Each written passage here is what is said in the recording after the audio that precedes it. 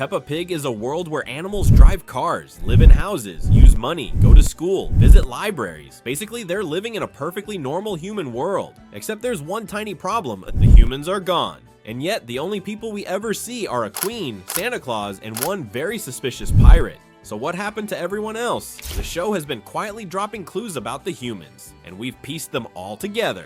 Let's get into it.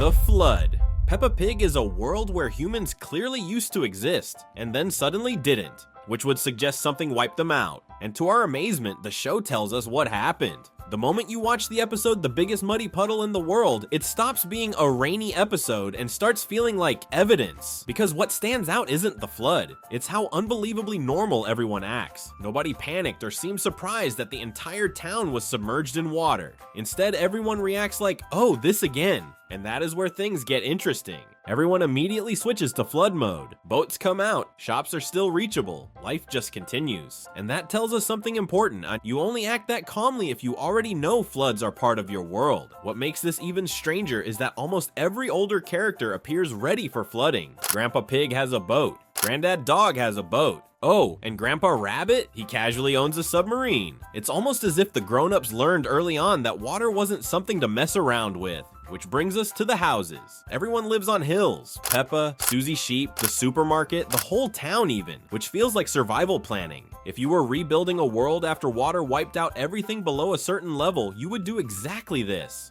Build high, keep boats nearby, treat flooding as normal, and never ever talk about the time it wasn't survivable. And now look at the children. Peppa and George love muddy puddles. Muddy puddles are literally the remains of a flood, and in this world they're treated as something to look forward to, which feels a lot like a society that has reframed a past disaster so the next generation doesn't fear it. So no, this episode isn't just about rain. It's showing us a world that learned, adapted, and rebuilt after humans. So the real question isn't why animals handle floods so well, it's why the humans didn't.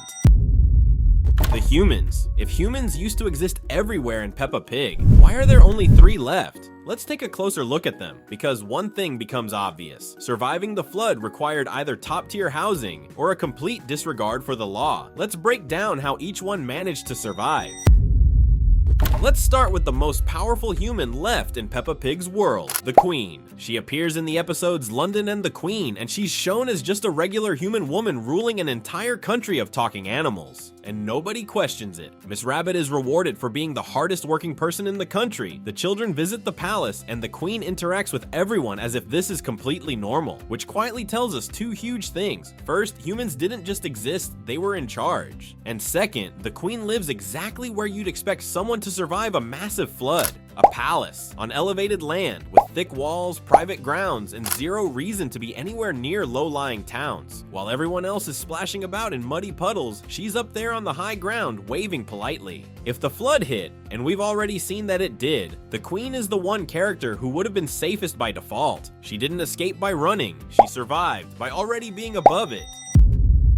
Next up, Santa Claus. He first appears in the episode Santa's Visit, and again, the show doesn't mess around here. This isn't a pig in a red outfit. This is a fully human man with a beard, boots, sleigh, and an address that might be the safest place on the planet. He lives at the North Pole, on ice, nowhere near towns, nowhere near floods. And think about it, if a massive flood wiped out human settlements, Santa wouldn't even notice at first. He's isolated, self-sufficient, and surrounded by frozen ground that doesn't flood the same way fields and towns do. Santa didn't survive because he was powerful. He survived because he wasn't there.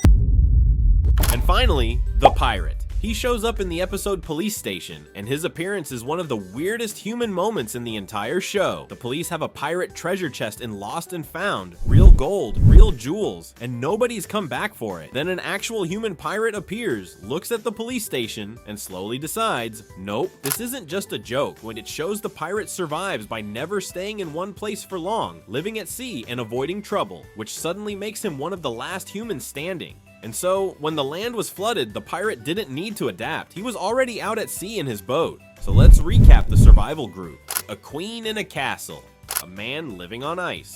someone already at sea. Meanwhile, we can assume the other humans would have lived in town and been at risk from flooding, and the only humans that could survive would be outside of this danger zone. Which leads to a much bigger question. If humans are mostly gone, why is their stuff still absolutely everywhere?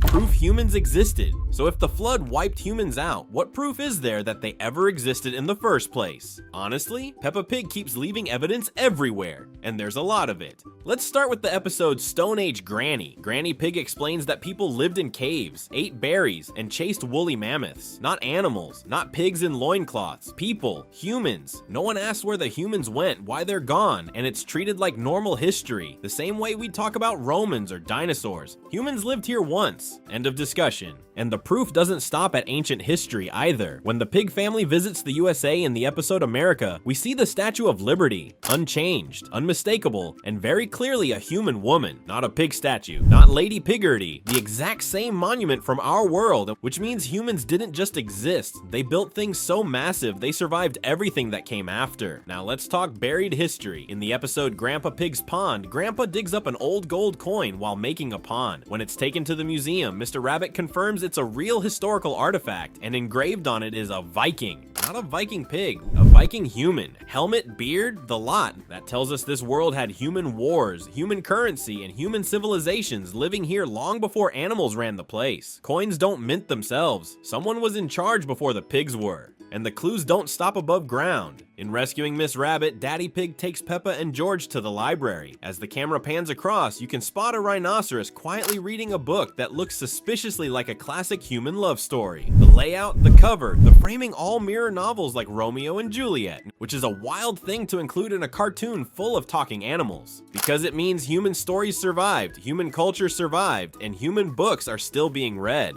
And that's where things get interesting, because one of the most famous human stories about animals is exactly about this.